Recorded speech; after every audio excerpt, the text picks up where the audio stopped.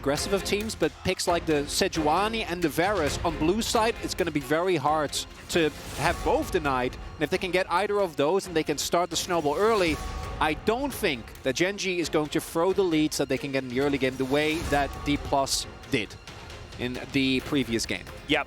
GENG going to be starting off the bans with Caitlyn and Lucian. Not exactly FaZe's favorites, the Lucian especially. So makes a lot of sense there. Annie Elise and Varus would be expected, but Varus is going to be banned on the blue side as well. Zeri first. Yeah, that's all I'm thinking about right now. Yeah, now it's a Zeri first pick. Because I love FaZe's Varus. I think it's the aggressive pick that he's the most capable of, that works the best with the light. But it looks like instead they want to try and handshake a scaling lane here. And Sejuani still open as well. Pick that Peanut has been using with great efficiency, and with both Chovy and Zeka loving melee mid laners. I wouldn't be surprised to see that prioritized here, but this is a Zeri first pick 100%. This is what GENG have done in the past many a time, and PaY's getting that pick here again. Well, Hamwa, what are we going to be picking into it? I'm sensing a Xayah Rakan situation, but Lulu being considered just to take it away from the Zeri. We've seen a lot of other teams be happy to not pick that one, especially PaY's and Delight here have been playing off those level 6 timings a lot. But Rakan going to be locked away. And then Clid will probably pick up Sejuani here. I actually find it really interesting that that has gone through, even though it is Clid and hasn't exactly been the most successful, but here it is. Yeah, Sejuani, Rakan, incredible engage combination here. This is, of course, a flex pick. Can go either way. Don't know where it's going to go here yet. Well, that kind of ruins that. There you go. GENG not giving anything away. It's probably Chovy, but we'll see. Also depends on what matchup he can get. The Xayah lock in here seems like a no-brainer. And Rakan blind is something that we have seen punished every now and then. But Homa Life can now lock in the Xayah, can then ban away the Veigar and the Taliyah. Maybe you do both, right? Yep. The downside is that then GENG can just flex the Cassandre mid and get a good pick for top lane, and then you use 2 bans. And they didn't get too much out of it, but Homa Life already kind of the comp that they want, right? Strong team fighting, great scaling, a lot of innate safety and engage power. Yep, just seems like what they're happy to draft into is Peanuts Maokai. Going to be respected here. I very much enjoy that. Last time we saw GENG, it was that pick that they really wreaked havoc on. Like that one a lot. Tristana going to be taken away as Zeka has been diving towards that champion as well. Theoretically, a flex pick here for Homa Life Esports, as Viper has actually been putting in a few hours into the Tristana of late as well. And as the Maokai and Cannon going to be bent away there, I'm going to keep hoping that maybe one day we'll see Trundle again, because he kind of bopped Sejuani, but it hasn't happened thus far, and I don't expect it to happen here. Homa Life probably going to pick up a top laner here for Kingen, can be Gnar, which is generally what they default to. Wouldn't be surprised if GENG want to try and throw them off a little bit by batting that away here. And there we go, because otherwise that was 100% coming out. Ornn is another one, but blinding Ornn can feel risky, but into GENG, Doran isn't really the guy that you'd expect to hard punish you in a situation like that. Nope. See what ends up happening here, although, you know, maybe... Gragas. Or the Renekton. Okay. Renekton does deny Renekton from GENG, and they could have played around like a Renekton Nidalee lane. Not going to be the case anymore, though, as Jax is going to be locked in. So, Jax, of course, actually fares pretty well into the Renekton for the first at least few levels. But not going to be picked up here as a Wukong considered by Peanut. We're going all in on these team fights in the later stages. We'll see what Chovy or Doran are going to be playing to augment this Wukong pick. Right now, it's not looking like a lot of power early here for GENG, but the team fighting later, and that is actually going to shore up a bit of that early game issue. Zeka, of course, was the one to debut Ahri in her more remade state. One of the picks that he's pretty happy on, but we'll see where he's going to go towards, because, of course, this is Chovy's Ahri. It's a very scary thing to face off against. 4 seconds, and there is the Taliyah. I don't think that Zeka has lost a game on this champion yet. As having a look. He lost his first game in their last series. Well, I really like the Hanwha composition here. The only downside is that if you do fall behind, I think the game can quickly snowball out of control, and I'm looking towards the GENG top side to actually get that done. Yeah. Because the amount of pick and level 6 spike, I think for them is a lot stronger, right? Zeri, Lulu, we know how good they are. The power that Wukong gets, plus the pick potential that K'Sante and Ahri offer, that is a lot of power for GENG. But if you get to the mid to late game on even footing for Hanwha, you have an amazingly scaling solo laner in Jax that can also team fight if need be, depending on the build. And then you have Taliyah, Rakan, Xayah, and Sejuani. It doesn't get much better when it comes to playing at the short-range compositions, and that is kind of what GENG have drafted here. No, exactly. I'm a little bit worried. And we've also seen the Ahri not necessarily be a super successful champion here in the LCK. Yep. The build has often been something that we've had gripes with and things like that in the past. Whether that's going to be because the BGH, I wonder whether GENG are a team with over 7 attack. That's what I'm wondering. As soon as they said that Hanwha Life Esports were the big game hunters, it's like that's what you were thinking of. No, I mean, yeah, it. Sometimes it's just a 4-2, you know, and like that's not really going to do it. It's not enough tempo. No, man. You pay too much mana for that. No, you absolutely do. No, it doesn't. It doesn't work out. But if you manage to kill a Frost Giant with that, then you're feeling really, really good. Absolutely. This is going to be your GENG composition. Pays on the hyper carry in his debut in LCK Best of Fives. Very interested to see how the young player is going to perform up against, a few veterans here, a few world champions on this side as well. Let's jump onto the rift here for game number 1 between GENG and Hanwha Life Esports.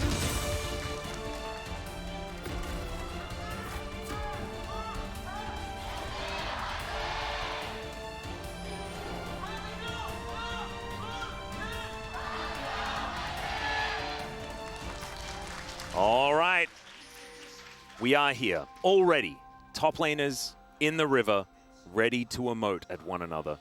But Kingan's a bit shy. He's not going to come out of the reeds just yet. If only Dunan was here. I know. It doesn't matter if it's game 5 of finals. No, he will be emoting. He will be just walking up to you and emoting. They'll be making noises. It'll be a great time. As Peanut going to walk towards this ward and get knocked up. Zeka throws a bunch of rocks at him. And ow. Yeah, Peanut's going to have to lick his wounds a little here. See, Kingan made it out. He came out of the brush, living his best life, getting some vision down. And already Hanwha have actually navigated this early game quite nicely. Whoa. A lot of information will go over their way. And Peanut at 50% health still. Kingan is really scary, right? Level 1 Jax with Counter-Strike against these two guys. Yeah. And now Peanut's just going to have to walk away. And Counter-Strike going to be used very nicely there. So Dorian going to have to take a little bit of extra time. Not the end of the world or anything like that. As GENG here towards this bottom side of the map, just chilling out as they wait for Viper and Life to attend the lane. This is the first 2 CS here to Viper, so I think it's kind of it's over, isn't it? It's done, yeah. Well, they actually got off pretty easily, or Peanut did, after taking such a bad trade level 1, and then Kingan, I think, could have really pushed the issue. Didn't want to take the risk in game 1. I think that also makes sense. But Jax level 1 into particularly Wukong is always going to be really scary. Wukong isn't really a champion for the first 3 levels, and even then, he generally preferred to wait, as we do see, as expected, the Zeri Lulu has been pretty decent when it comes to bullying, provided that, 3 other AD carries are banned out and you're not playing into Draven. And also, even with a cold start, a lot of aggression coming through as Peanut. Ooh, I like this. Very unexpected here. Probably going to go for red buff into a top gank, and Doran and King are aggressively trading. Good setup for a gank there. And at the same time, look at Bob. Yeah. This is actually like junglers have gentleman's agreement gone towards this vertical jungling type style. Hopefully that means that Kingan will get word that he shouldn't be playing too far forward, as Klid's going to walk over a ward just to alleviate some pressure here on this bottom side. Will mean that the crash will be more difficult to achieve. And Pays does have to be a little careful. Whenever he's standing next to a wall, generally feeling okay, as the Zeri. Ooh. And Peanut's just going to come back home. Okay. So they do know that the red buff was taken. Peanut, I think, just gonna go and ensure that the rest of the camp is not going to be taken by Klid, and to ensure that Pays and the Light can keep playing aggressive here, can keep Life and Viper on the back foot. And Life isn't aware yet that the red buff was taken, but we'll find out shortly. Entrance going to be going down there. Yeah, Life is getting very aggressive. Delight already burning. A few more autos will do it as Life is in trouble. The polymorph timing just too good. And Life oversteps his bounds. Yeah, I don't think you should be trying to hard all in with Zyra Khan. I was very confused. I'm not going to lie. That was a strange moment, but it was very close to working. Oh, and the real disaster is that so your Endurance played up, right? Is Viper over Pace. So I can see why there would be value in trying to all in the Zeri, but throwing everything into the light, giving over a free kill to Pace, who has a call, is a disastrous start here for the Humble Life bot lane. Oh yes. Chovy also going to be rotating down here. Full control of this bottom side as the crash comes in. It looks like Peanut not going to be stealing away the jungle at this stage. Zeka also moving this minion wave towards the turret. Going to be disintegrating one of those minions as well. As yeah, Zeka, one of these losses was his first of the season in the last game. And of course, Talia kind of a trap in our the series between D+ and Humble Life. Yes. Yeah, Chovy pretty good at Ahri. I remember. Do you remember which team broke the Chovy winning streak? Because it was very funny. I don't remember that. No. It was Sandbox out of nowhere. They didn't win the series. Oh dear. Yeah. Well, we're gonna have a look at this replay once again. As man, it was very close to Delight going down, and Viper was happy with the flash, and Life wasn't. Yeah, I think the problem there is like once Life hard committed, you got to go all out, right? He wasn't getting out of there. They had vision in the brush, and I think Pace just flashes after him. But I just want to... I'm not sure why you try and flip the lane when you're Zyra Khan, right? Because one of the issues that the Zeri can run into is that late game, she gets outranged into the Xayah, and it becomes really hard if you don't have a lead. If you do have a lead, everything becomes substantially easier. And in general, the Genji's composition, I think, with their the way that their composition works and the damage profiles that they have, are going to be looking to snowball early. And if they do, they snowball insanely hard, right? Because they can die very well, they can play aggressively, they have really good pick potential. And getting Zeri fed early is so big. And, you know, Pace has had his moments, but getting fed on Zeri early generally works out very well for GENG. It absolutely does. And also, Peanut waiting in brushes early has worked out in the past as well. It's checking the brushes late that's the problem. As Cleared is here for the counter gank. This timing could actually be beautiful. There's no flash on Delight. He should be the target if they do move down here, but gentleman's agreement by both of these junglers to back away, at least for the moment. Peanut heads towards his prog camp, and we've got a blue buff spawning for Cleared in a moment's time. So he'll head up there, and we'll see whether we congregate back down towards this bottom lane once again, once those camps have been consumed.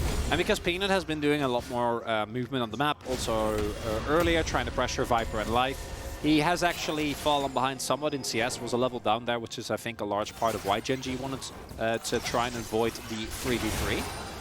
And that might play a part. We also have the call picks for King in here to try and offset some of the gold that is going to be found on the other end of the map. And Jax going to get bullied a little bit early on, but not really going to be too bothered by that. Humble Life starting off the Dragon here. Yeah, and that's just a solo Mountain Drake, something that they're going to be pretty happy about. Yeah. To see what kind of souls we get, whether I've got the most influence today or whether it's Orcs, both of us actually here at this point in time. Not going to be a Cloud Soul. We'll just have a Cloud Drake here in this game. You're slipping, Atlas. I'm pretty sure it's Chemtech Soul. Unless Earth, Wind, and Fire is what's going to be able to in the right order? It could be. It could actually Maybe. be. Wow, it actually is, and this is the one time that I say that it's not. I just never really understand the order of the Drakes. I get very confused easily. But it could be the case. We could be grooving tonight. What do you mean you don't understand the order? Well, I often say, oh, and it's in the right order, and it's just definitely not in the right order. Yeah, I find it hard. Maybe like it just doesn't look very chronological when I look at the list of... No, it can be very confusing if like Genji gets a dragon now, you're looking at that and you're trying to think, yeah, there you go. I'm like, who got the first one? Yeah, that's my excuse anyway. I'm sticking with it. Peanut going to be able to grab Shelly, and she'll be employed to knock down one of these turrets. around this map. And so far, it is about 1.5k for GENG. Not a whole lot done here from Hanwha in the early game. Surprise, surprise to absolutely no one. And it's about whether GENG can leverage this to a lead that is insurmountable. It's surmountability of lead that we're going to be judging a lot of this game on. Because if Hanwha get to a late game, they often just do pretty well in those scenarios if they're not absurdly far behind. Yeah, and it becomes really hard to play out for GENG, because while I do think they have good team fighting, I think Talia neutralizes a lot of what both Chovy and Peanut are going to be trying to do in late game team fights. As, aw, they both have the set. Oh, that's adorable. Oh, and just how good Viper has looked in late game teamfights kind of plays to that. And Kingen, even though right now he's getting bullied out, eventually he's going to finish his call, he's going to get multiple items, and we have seen this Jax versus Xante matchup countless times. Jax is going to get a little bit pummeled in the early game, and then it's going to scale very nicely. Once he hits 2 items, he just starts getting better and better, and Xante won't really be able to match him in the side lane anymore. So GENG probably going to have to look at the very least start stacking some Drakes, and ideally want to try and use this Herald for an aggressive play early on as... Ooh. Arctic Assault goes completely wide, but Permafrost is going to be there, holds on to the Warrior Trickster's life, interrupts Chovy, but he's going to be interrupted himself, and now he gets the quickness off, but will the Ignite be enough? Paze gets into the backline, Clid's in trouble, he's flashing, and Viper, yeah, he's going to give up on this one, there is no hope. And now Paze is flashing forward, Featherstorm is going to come down. Yes, cleanse. Does he have the Blade Caller available? The answer is yes, but there is the cleanse that you were talking about, and Paze just skates his way in. That is the kill onto Viper as well, as Kingen's fighting Doran towards the top side, and I don't think it matters all that much. Nope. Kingen, if he gets a kill, it'd be big. Because the rest of the map crumbling as we speak, Atlas. It's kind of on fire. Oh, Cole finished, or about to be finished as well on the next minion. Oh, I hope Pace gets it. That's such a tragedy if he doesn't. I think he might have denied a cull on one, like last time as well. He did, yeah. Well, it's fine. He's got like a ton of Blade Gold. Actually, I don't think he got Blade Gold. I think it was just Peanut. I think Peanut just got that for himself. But that's okay. I mean, we'll move towards his Sunderer. You know, the extra kill and the assist will help with Pace feeling not too bad about that one CS. But yeah, when we get a replay, Hanwha Life, they try to set up a trap. And unfortunately, the trap, Chovy is trying to back here as well, right? So he's not even at his full power. And then crucially here, he hits the charm before the Grand Entrance can come through, and then Peanut gets a crucial interrupt. And then this is exactly what you can't do against Zeri, is these type of messy, scrappy fights where you don't have the cooldowns to deal with it. Yeah, and we've had these Zeri moments quite often, as just knows that he has cleanse, so just has to wait for the feathers, and there it is.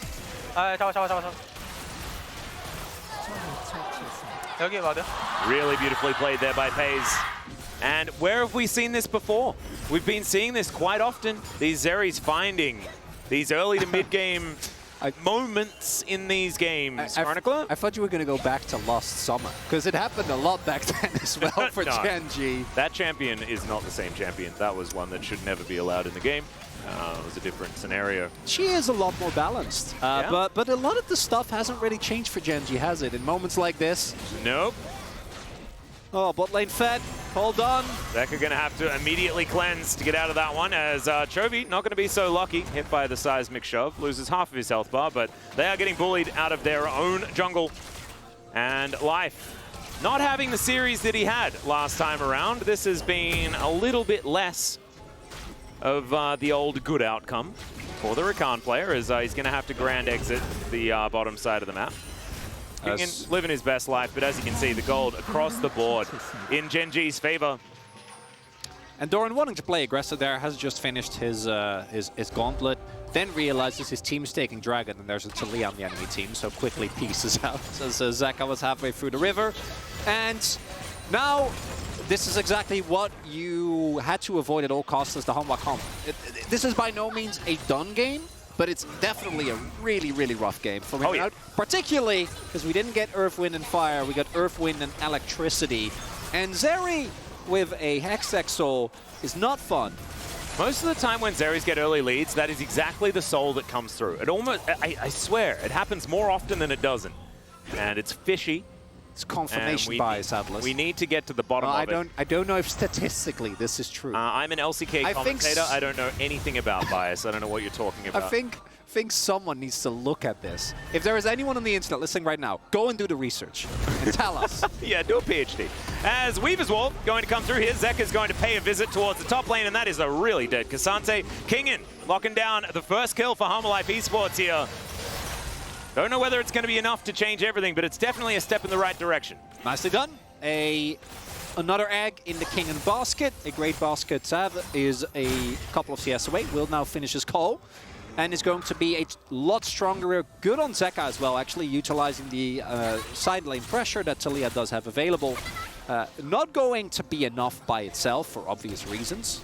There is still a really big problem towards the bottom side of the map, but here we see Doran feeling good, has his item finished. Not the case for Paze, and then nicely done by Zeka here, right? Drops the wall, dismounts in time. King still has flash as well, so he never really was in any threats. Yep, Doran also still has his flash.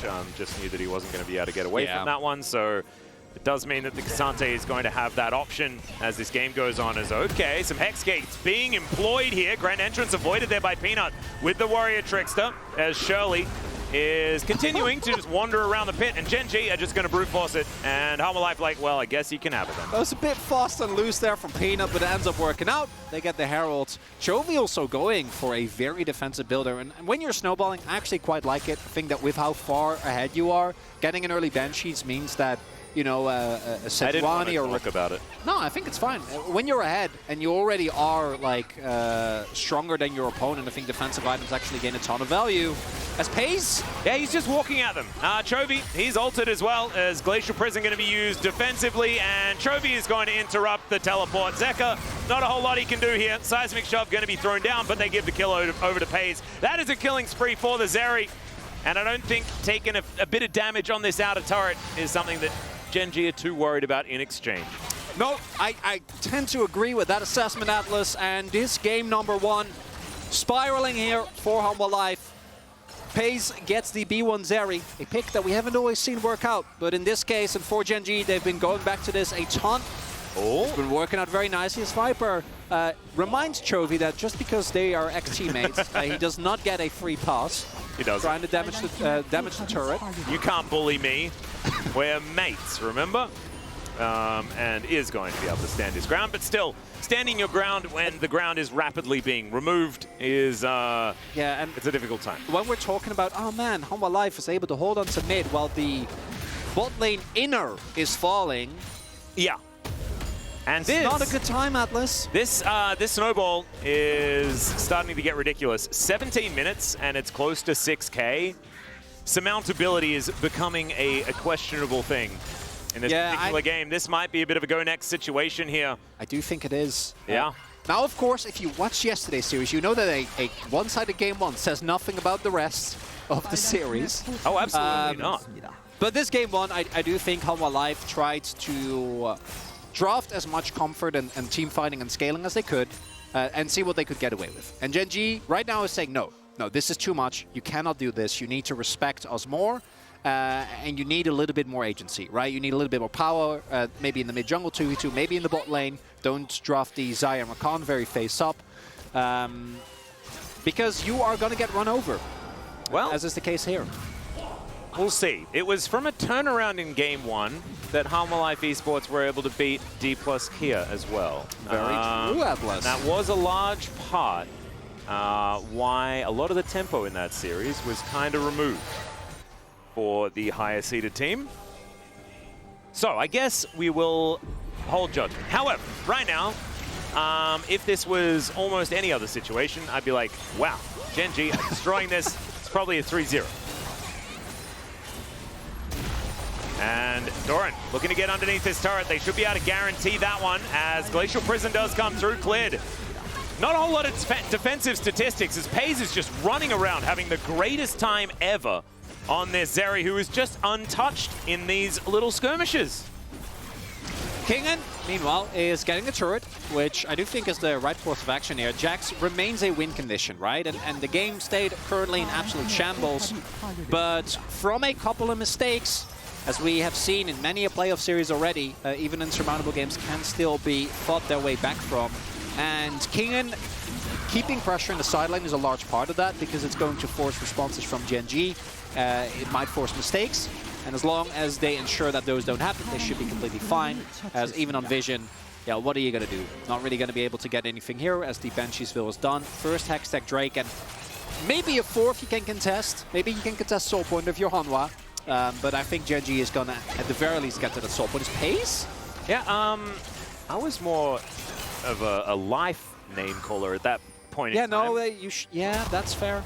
As we have a Kingen going in aggressively here, setting up Vision so that he can split push towards the bot side of the map. Very nicely done. Yeah, doing some orienteering towards the bottom side of the map, seeing what's going on, checking out the topography. Some assessing. Yes, a bit of surveying. Surveying. I wonder what kind of information that he did claim down there. Does have a couple of wards in position. And it's getting to the point where Doran just cannot stand in a lane against the Jax, right? Like, I think it's a couple of items. You probably want to get the Black Cleaver online and maybe one more. Spirisogen is pretty good in those situations as well. Because Doran doesn't do a lot of damage to turrets here either, even if the Cassante is in a decent spot. You're just not really going to be able to get as much done as the Jax. So that is a small piece of good news.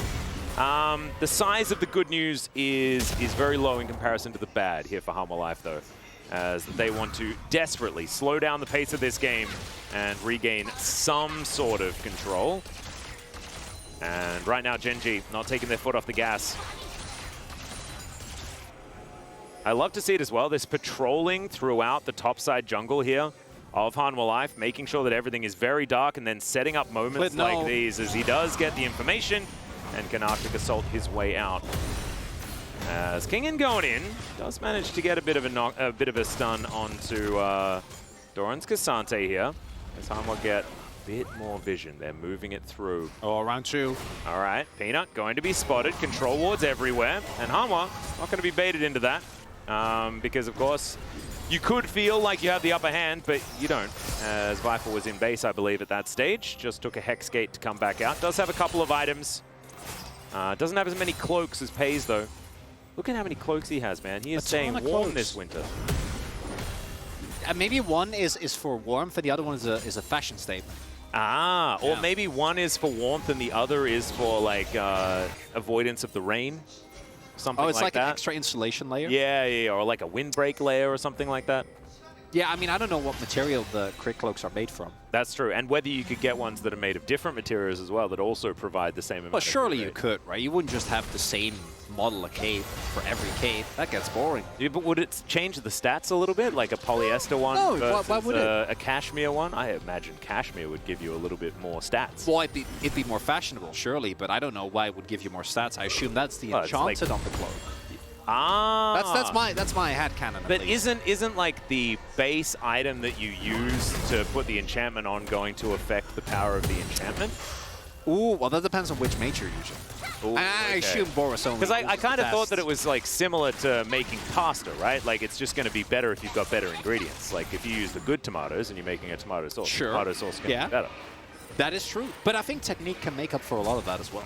Okay, it's a good point. But we'll have to direct these questions to someone who knows. We'll have to talk to someone on the Riot Games MMO team. As Clid going to throw out the Winter's Wrath, not going to hit Peanut with it, and Peanut is going to say, okay, and leave.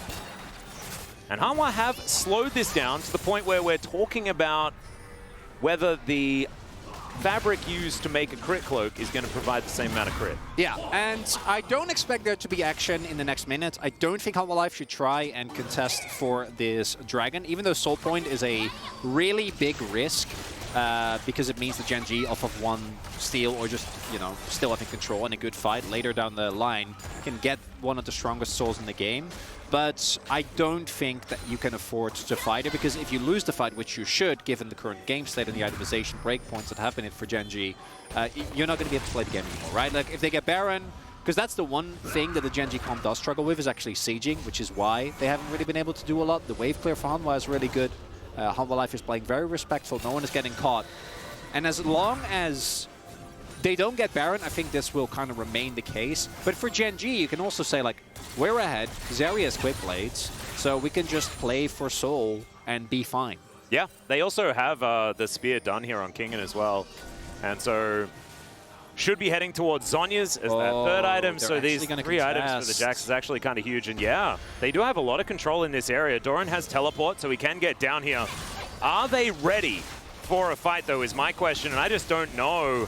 GENG, not a lot of information in this area, though, as they finally do get it. Peanut on vision right now, but he can't get into the pit because there are rocks strewn on the ground. It's kind of like Home Alone, man. Like, threw out the Legos and you just can't walk across the corridor. And while getting this Drake is big, as, cancel from Peanut there, you give up 2 turrets. So even though Hanwha Life, I think, doing a good job there of kind of catching Gen G off guard, right? Making sure they're on the river. They also had some vision in mid, which helped with this. The game state still gets worse, because now they're 7k gold behind. Yeah, but they are not at risk of losing Soul. That is true, and that's a win. That is definitely a positive situation. And look, there's always that standing gold argument that we've had in the past. Like, look at all the turrets. Standing gold. The turrets that are there for the taking. Chronicler, his life is going to get charmed. Chovy, very charming. And that is going to kill the Rakan. Not a lot of opportunity there. Really nicely played here by Gen G. We mentioned that they were setting up vision traps in this top side. Life finally falls into one. Yeah, it had to be Life or Clid, right? Like, they need to go in. They need to keep checking. They can't really afford not to take that risk. And now, looks like the Baron is just going to get taken here. Doran also should be able to get Clid out of here. No. Prison does come down, and Gen G are going for the turn. There's the flash away, but the Cyclone's going to be enough. Kingen goes golden, but he will be going towards the Death Chamber immediately afterwards. Actually, a really, really cute use of the Counter-Strike, but that is only going to delay the inevitable, as Viper's like, nah, I'm not into team fighting, guys. It's not the life I lead. I do not want to do that, as FaZe is underneath inhibitor turrets, just fighting them. Yeah, he is. That is another kill. That's the triple for the Zeri. Viper's going to get an inner turret. Congratulations, brother. And now Gen G going to move back towards the Baron. Coming into this series, one of the big questions was, how is the bot lane going to do? Gen G have been very reliant on their bot lane performing, and FaZe has only played, as far as I'm aware, 1 best of 5, which was last year in Summer Challengers playoffs. And he got focused because, you know, that was how Gen G worked. And they lost very quickly. As you know, I didn't see him actually. I thought he was walking in, getting just hex gating in. Yeah, I can't do that, unfortunately. Of course, this is the power of vision denial, right? They need to try. They think that the Baron is being done, but this is FaZe's first LCK best of 5s, and he's playing like a maniac. He is? Because this you're still like, yeah, you know, he's Zeri. And then this keeps going. And the thing is, like, Gen G are just utilizing the early advantage that they picked up with this Zeri to continue the aggression. And I actually want to go back to them giving up the Drake as well, because getting those turrets then creates these moments where you can fight around the Baron so much more effectively. I actually think that the Gen G game plan, as far as closing out this game as comfortably as possible, has been executed extremely well. Yeah. And Hanwha just not had their ability to get inside their shell. It just does not really exist. The turtling not going to be enough to save their Nexus in this one. It doesn't look like, as they are now down 9,000 gold with 2 minutes of Baron left available. But the inhibs are still up. I mean, so they are still in the game. Chance. Yeah, they're still connected to Summoner's Rift. Uh-huh. So that there is a shot. There is always a shot if you believe hard enough. Or something like that. Well, I do think Gen G, even with this lead, like, again, I think your siege is pretty lackluster, and they're not doing an amazing job here of syncing up the waves. Added to the fact that the disengage from Hanwha is quite good with the Taliyah and the Xayah. And I think that this is one of those moments where GENG, you're just gonna have to pull the trigger. Gonna have to force a fight. You're tanking all that. You can fight him. Well, it's fine. here is the fight that they're forcing. It is onto Zeka. The chain of CC was just gorgeous there. With the help of the charm, as Viper gonna walk out of the way of one of those himself. Kingen getting the information that his base is falling apart as Chovy's just dashing around, doesn't have Spirit Rush anymore. But these Nexus turrets in trouble, a teleport just to make sure that the minions stay alive as a charm is going to connect onto Kingen here. Glacial Prison goes entirely wide. That Blade Caller did minuscule damage. FaZe takes it as an opportunity to press the ult button, but Viper is going to clean him up. It does not matter whatsoever though, and that 1,000 gold he'll have to find a way to use in game number 2, I believe, because GENG are going to wipe out the Nexus, and this game, an absolute statement from our second place team here in the LCK. Really impressive stuff as they will finally take this one down. The most important 50 gold goes to Peanut. Wasn't close whatsoever here for GENG. Completely taking control of the game early on, as they should have, and then running with it. And coming into today, we had two big question marks. What is going to happen with Clit and Life? Clit, not really a part of this game, was there, but it was that first play from him and Life, that backfire that started this whole train. But even going back to that 2v2 kill in the bot lane, if Viper and Life are disjointed like that, that does not bode well. And they need to fix that ASAP, because that is, I think, the one thing that you can't have happen. If Peanut, you know, sets up great bot side dives, if Chovy roams, that's a different thing. But the 2v2, Viper and Life can't be giving up these kills to FaZe and the Light, because after this game, we see again what happens. FaZe doing so much damage here, and as we can see in the gold graph, it was just elementary. You can see that little bump where FaZe and Delight pick up that first kill. I want to talk about Delight in that moment, honestly, like the polymorph timing, denying the last auto attack that was going to kill FaZe. Absolutely gorgeous stuff here from the bottom side of GENG. And from that point on, it was so comfortable the way GENG played around that advantage to get everything else on the map ahead. The worst part to me is, even if the Light dies, like, FaZe still gets a kill. FaZe is still chilling, right? And from there on out, still can't have that happen. But we'll see whether it can continue happening, as Harmalife Esports will inevitably move to the blue side. We'll go to a short break, but when we get back to Space in that game number 2.